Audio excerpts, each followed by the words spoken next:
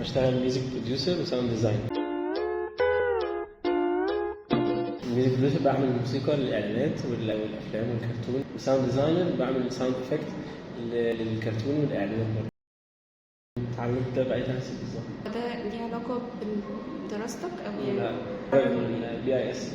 دخلت ازاي أصلا في الموضوع؟ قعدت اتفرج على فيديوز كتير، وبعدين عرفت يعني لازم اجيب حاجات معينه، فقعدت احوش وجبت التولز دي. بعدين لقيت ان انا لازم اروح اتمرن في مكان، فقعدت ادور على مكان بيبقى فيه ناس بتشتغل في الفيل ده، ولقيت استوديو اسمه كي 66 برودكشن.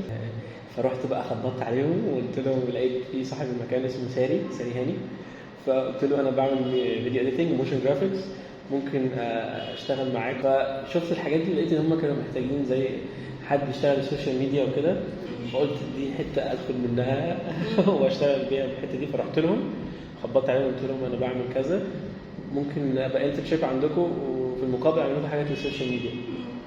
بس وافقوا وما عملتش حاجات للسوشيال ميديا.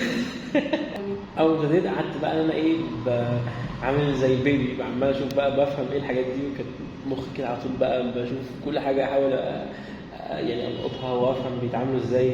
وفي البيت بقى راح اطبق، قاعد اجرب بقى انا مع نفسي الحاجات دي، واتفرج على فيديوز كتير وبتعلم طول الوقت يعني بالطريقه دي. فاكر أول بروجكت طبعا عملته؟ اه طب كان عن ايه؟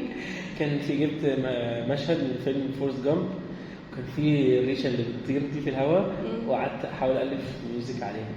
انت عملت يعتبر شفت كارير، يعني ده كان في فرق انه حد يبقى دارس الموضوع اكاديميك عن ان انت اتعلمته مع نفسك، ولا ما حسيتش بالفرق؟ في معظم الاوقات الميوزك كلها هي حرفه، جزء منها من الحرفه، وان انت برضو بتقعدي تتمرني كتير، يعني هي تمرين وحرفه. ناس مشهوره هتلاقيهم كلهم ما درسوش وابتدوا بس بالموضوع ده، انهم كانوا بيعملوا بروجكتس كتير. لو حد هيبدا في المجال تنصحه يعني يعمل ايه؟ يبتدي بالتولز اهم حاجه، وطبعا يجرب كتير ويعمل بروجكتس، زي يقعد يسمع كتير قوي، يعني دي اكتر حاجه فادتني.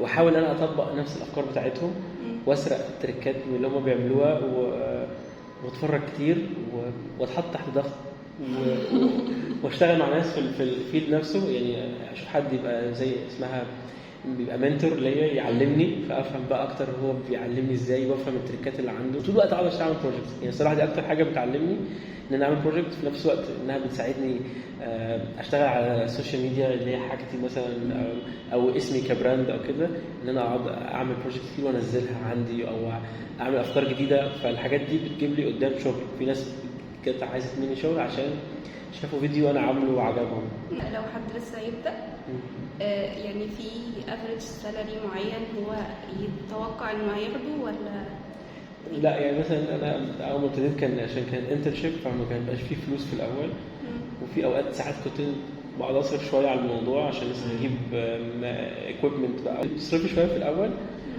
بس بتيجي مع الوقت. يعني هي مع الوقت وكانت تيجي تاخد سالري، اكسبكتيشن ما تبقاش عاليه قوي، عشان برضو ان دي تبقى بيزد على بروجكت، فممكن كل بروجكت يختلف عن الثاني، كل بروجكت يجيب فلوس معينه، في بروجكت يجيب فلوس اقل. مثلا السالري بتحسب بالبروجكتس مش كفول تايم مثلا، او لو شغال في شركه بيبقى فول تايم، يعني في شركه فول تايم، بس لو في بروجكت بيتزود عليها كوميشنز